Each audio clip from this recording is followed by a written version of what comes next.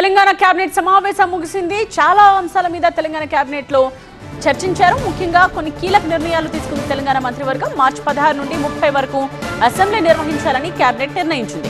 ఇక మార్చి 16న గవర్నర్ ప్రసంగం ఉంటుంది. 20న రాష్ట్ర బడ్జెట్ ప్రవేశపెడతారు.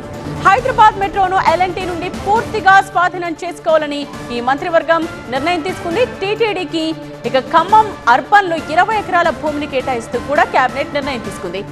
అలాగే కాంగ్రెస్ ఆఫీసులకు జిల్లాల్లో భూ కేటాయింపులకు సంబంధించి కూడా ఒక నిర్ణయం తీసుకున్నారు.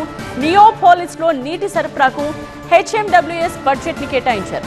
JNTU నిర్మాణానికి మహబూబాబాద్ జిల్లా గుమ్మడూరులో 70 ఎకరాల కేటాయింపుని ఇచ్చారు. కేంద్రం నిర్దేశించిన జనగణన 2027లో చేపట్టడంపై కేబినెట్ లో చర్చ జరుగుతోంది. కేబినెట్ లో తీసుకున్న నిర్ణయాలకు సంబంధించి ప్రస్తుతం పొంగులేటి మాట్లాడుతున్న లైవ్ చూద్దాం.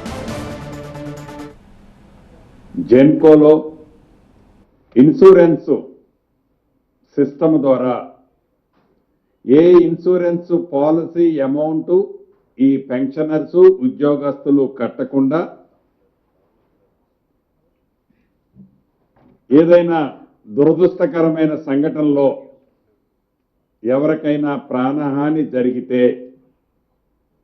ఆ కుటుంబానికి 1,25,00,000 రూపాయలు వచ్చే విధంగా పాలసీని ఇచ్చే కార్యక్రమంతో పాటు 60 సంవత్సరాల లోపు ఏ ఉద్యోగస్తుడైనా సహజ మరణంతో చనిపోయినా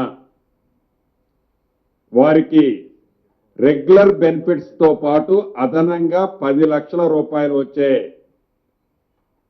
స్కీమ్ ని రాష్ట్ర ప్రభుత్వం 2-3 రోజుల నుంచి అడాప్ట్ చేసే కార్యక్రమం ఒకటి సుదీర్ఘంగా చర్చించిన తర్వాత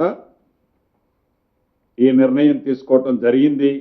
దీన్ని రాష్ట్రంలో ఉండే ఉద్యోగస్తులకి పెన్షనర్స్కి శుభవార్తగా అది తెలియజేస్తున్నాం. అదేవిధంగా ఏదైతే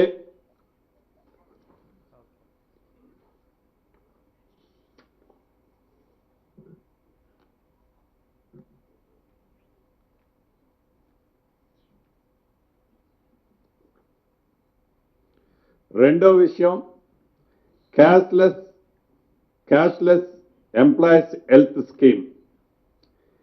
దీని ద్వారా రాష్ట్రంలో ఉండే 3,56,000 మంది రెగ్యులర్ ఉద్యోగస్తులు, అదే రకంగా 2,88,000 మంది పెన్షనర్సు, వారి కుటుంబ సభ్యులు అందరూ కలిపి 17,07,000 మంది సభ్యులకి